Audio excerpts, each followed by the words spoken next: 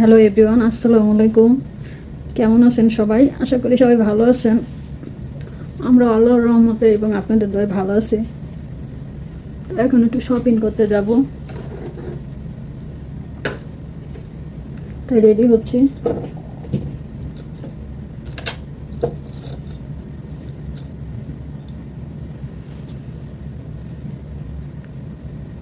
আপুরা ভাইয়ারা, আপনারা আমার চ্যানেলটাতে সাবস্ক্রাইব কেন করেন না বলেন তো?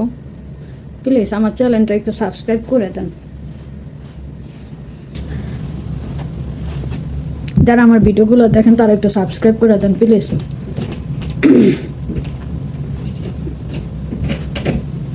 আপনাদের একটা সাবস্ক্রাইবে আমার একটু হলেও লাভ হবে, তো আমার চ্যানেলটা একটু সাবস্ক্রাইব করে দেন।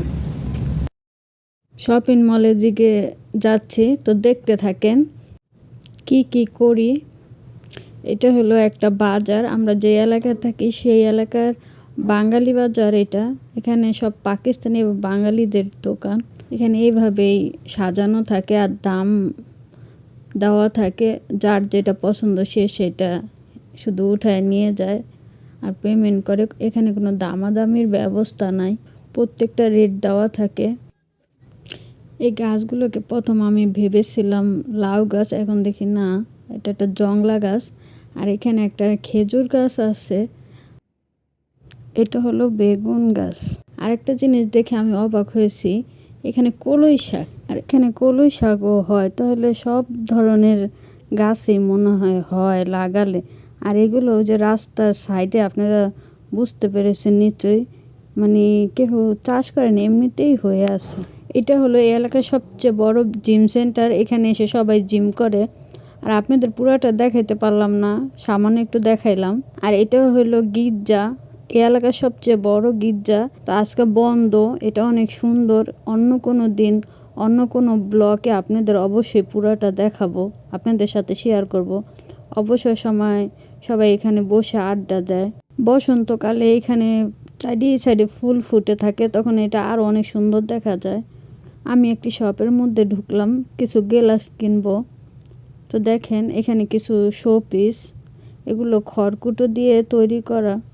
তো এইখানে এগুলোই পছন্দ করে। দেখেন এটা হলো ধানের যে ওরকম দেখা যায় দেখতে।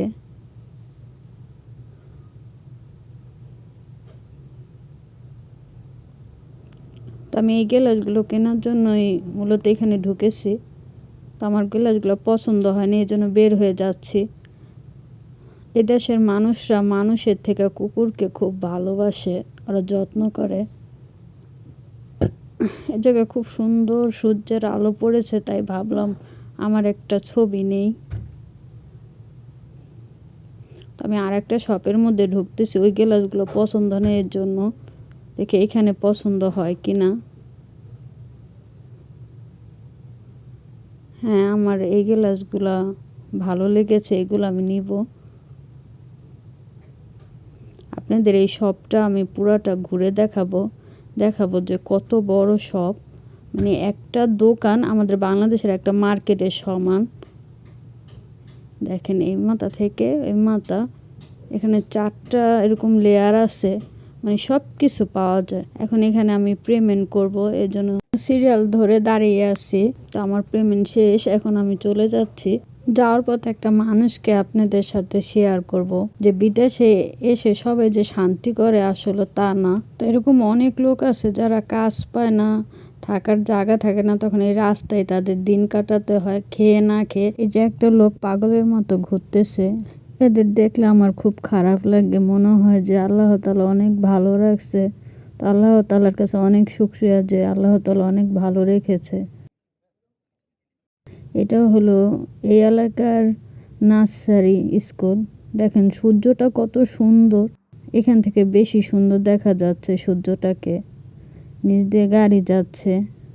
তো আপনাদের সাথে এই সুন্দর ভিউটা আমি শেয়ার করলাম, যে কতটা সুন্দর দেখা যায়।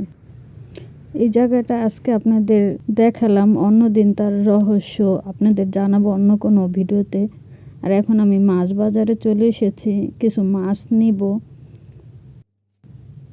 তো ঘুরে ঘুরে দেখতেছি যে কি মাছ নেওয়া যায়। আপনাদের ভাই আবার সব মাছ খায় না, সে শুধু চিংড়ি মাছ আর ইলিশ মাছ খায়। আমার ভিডিওতে দেখবেন আপনারা বেশিরভাগই ইলিশ মাছ আর চিংড়ি মাছ আর গরুর গোশে রান্না করা হয়। আর অন্য কোনো তরকারি বা মাছ রান্না করা হলে ভাববেন যে সেটা আমার জন্য। বাসায় চলে এসেছে, এখন এগুলো ক্লিন করব সব।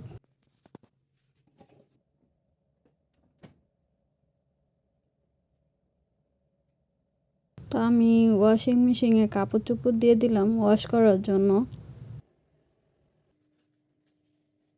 বিদেশে বাড়িতে সব কাজ নিজের হাতে একাই করতে হয়, এখানে হেল্প করার মতো কোনো লোক নাই। জুতা পরিষ্কার করলাম আপনার বাইরে আমার। এখন আমি পাপোশগুলো ক্লিন করছি, আর এখানে এইভাবে ক্লিন করতে হয়। আমার ক্লিন করা শেষ, দেখেন কতটা সুন্দর দেখা যাইতেছে এখন।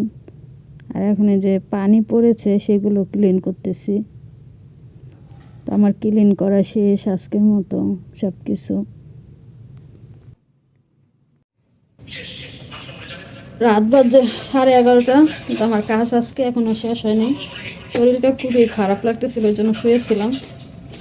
তো এখন উঠলাম, কারণ কালকে আপনাদের ভাই কাজে কি খাবার নিবে সেগুলো তো অবশ্যই রেডি করতে হবে।